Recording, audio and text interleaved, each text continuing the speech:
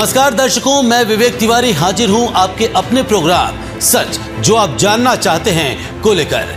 दर्शकों, खबरों की सच्चाई की पुष्टि किए बिना ही समाज में प्रकाशित करना अथवा किसी के लिए दावे करना समाज पर दुष्प्रभाव डालता है। इसलिए खबरों की प्रामाणिकता और तथ्यों का उल्लेख करते हुए स्वस्थ पत्रकारिता की गरिमा को बनाए रखने की जिम्मेदारी पत्रकारों की है। हम अपनी जिम्मेदारी को निभाते हुए उन दावों की पड़ताल कर रहे हैं जो आम समाज में फैलाए जा रहे हैं, जिनका सत्य या असत्य होना जन समुदाय पर गहरा प्रभाव डालता है। हमारे आज के विशेष प्रोग्राम में हम संत रामपाल जी महाराज से जुड़े एक और दावे की पड़ताल करने वाले हैं।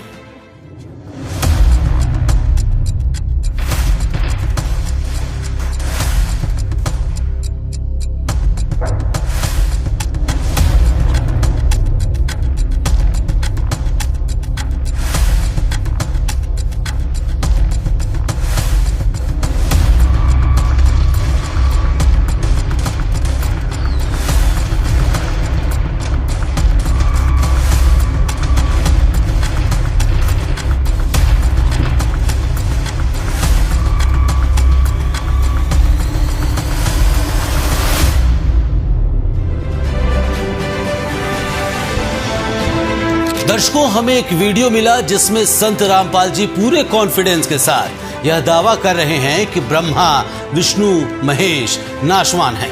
मतलब तीनों देवताओं की जन्म मृत्यु होती है।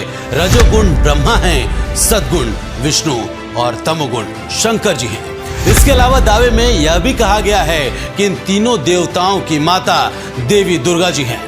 ये सुनने में जितना आश्चर्यजनक लगा, जानने में उतना ही रोचक लगेगा। दर्शकों, सबसे पहले आपको संत रामपाल जी महाराज की वह वीडियो दिखाते हैं जिसमें यह दावा किया गया है। रजगुण ब्रह्मा, सतगुण विष्णु, तमगुण शिव जी हैं। इनके जीवनी में लिखा है कि नासवान है, इनकी जन्म मृत्यु होती है, दुर्गा इनकी माता है और ये ब्रह्म इनका पिता है। दर्शकों, केवल इतना ही नहीं, संत रामपाल जी द्वारा इस दावे को साबित करने के लिए देवी भागवत महापुराण का हवाला भी दिया गया है। अपने आत्माओं यहाँ थोड़ा सा कंसेप्ट क्लियर करना पड़ेगा, अन्यथा नए नए भक्त आते हैं, वो ये सोचते हैं कि ब्रह्मा, विष्णु, महेश को हमने कभी सुना ही नहीं कि इनकी जन्म और मृत्यु होती है, इनका कोई माता पिता भी है। सबसे पहले आपको दिखाते हैं कि ब्रह्मा, विष्णु, महेश नासवान है, इनकी जन्म और मृत्यु होती है।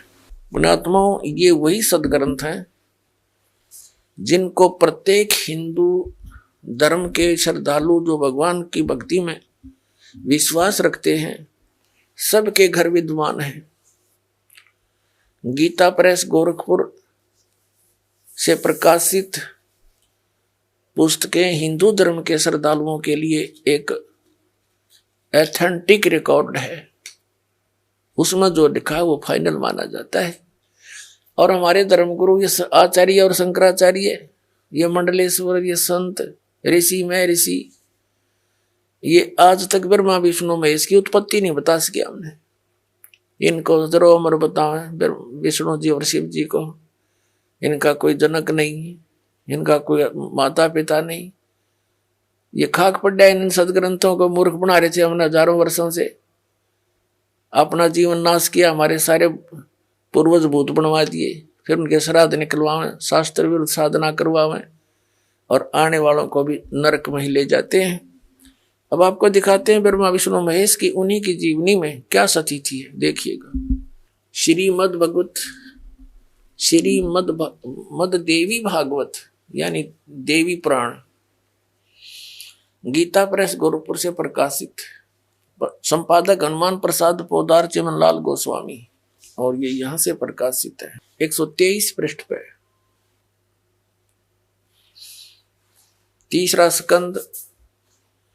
भगवान विष्णु अपनी माता दुर्गा की, देवी की स्तुति करते हुए कह रहे हैं, तुम शुद्ध स्वरूपा हो, ये सारा संसार तुम ही से उद्भासित हो रहा है। मैं ब्रह्मा और शंकर, हम सभी तुम्हारी कृपा से विद्यमान हैं। हमारा आविर्भाव यानी जन्म और तिरोभाव माने मृत्यु हुआ करता है। हमारा तो जन्म और मृत्यु हुआ करता है, केवल तुम ही नित्य हो, जगत जननी हो, प्रकृति और सनातनी देवी हो। भगवान शंकर बोले, देवी यदि महाभाग विष्णु तुम्ही से प्रकट हुए हैं तो उनके बाद उत्पन्न होने वाले ब्रह्मा भी तुम्हारे बालक हुए।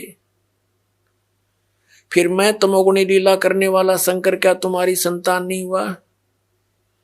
अर्थात मुझे भी उत्पन्न करने वाली तुम ही हो। शिवे, संपूर्ण संसार की सृष्टि करने में तुम बड़ी चतुर हो।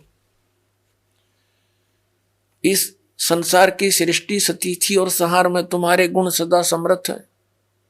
उन्हीं तीनों गुणों से उत्पन्न हम ब्रह्मा, विष्णु एवं शंकर नियमानुसार कार्य में तत्पर रहते हैं।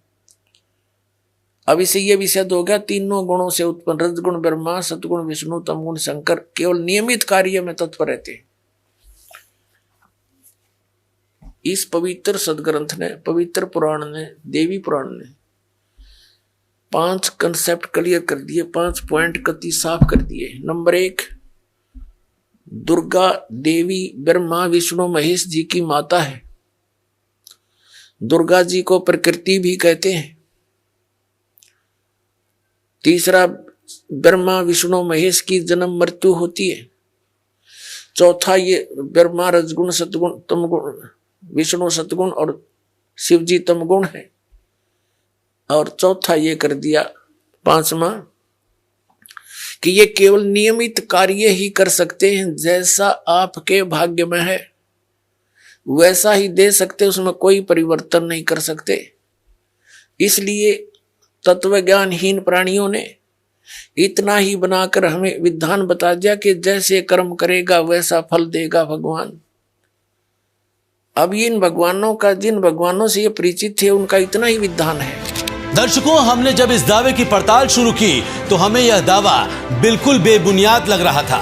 फिर भी हमने इसकी पड़ताल की और जो संत रामपाल जी द्वारा देवी भागवत महापुराण के प्रमाण दिए गए थे उनकी काफी गहनता से जांच की।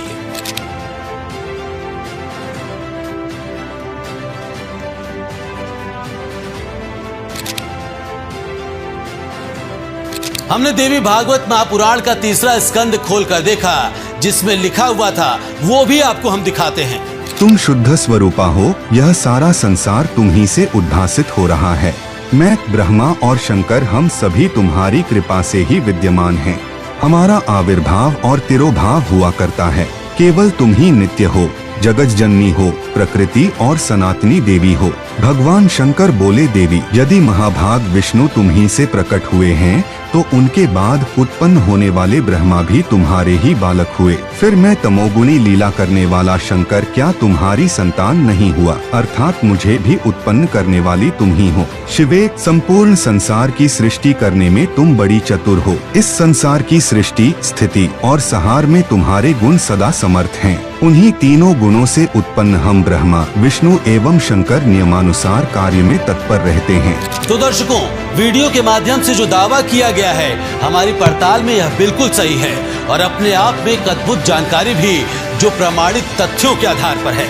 वास्तव में हमारे ही शास्त्रों में ये साफ लिखा है कि तीनों देवताओं की जन्म मृत्यु होती है, ये नाशवान हैं और तीनों देवताओं की माता जी हैं दुर्गा माँ, जिसे हम सब शेरा वाली माँ भी कहते हैं।